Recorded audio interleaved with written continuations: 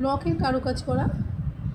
কারোর ঘরে যদি একরঙা কাপড় থেকে থাকে অনেক দিন ধরে, তখন এরকম বর্ডার লাগিয়ে ডিজাইন এনে একটুখানি ব্লক করে নিতে পারেন। আগে একসময় আমরা যখন ছোটো ছিলাম ব্লকের কাজ শিখেছিলাম, তখন ব্লক বোলানোটাও শিখেছিলাম। এখন কত সৌভাগ্য তোমাদের যে রেডিমেড ব্লক কিনতে পাওয়া যায়, মানে ব্লকের রঙ।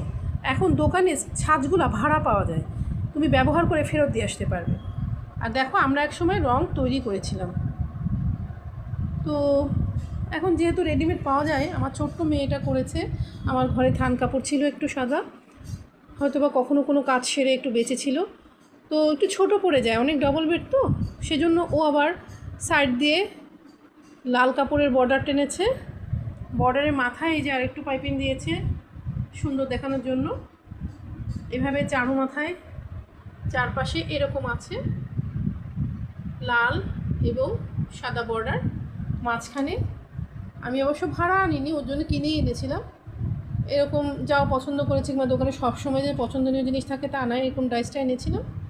এইভাবে ওর রঙ, গুলানো রঙ কিনে এনেছি, সেই গুলানো রঙটা দিয়ে ও নিজে নিজে করে নিয়েছে। ছোটো মানুষদের এনকারেজ করা বা একটু কাজ শেখানো, একটু খুব বেশি ভালো খরচ আর ভালো জিনিসের মধ্যে নয়, যেমন তেমন জিনিসের মধ্যে একটু শিখিয়েছি আর কি।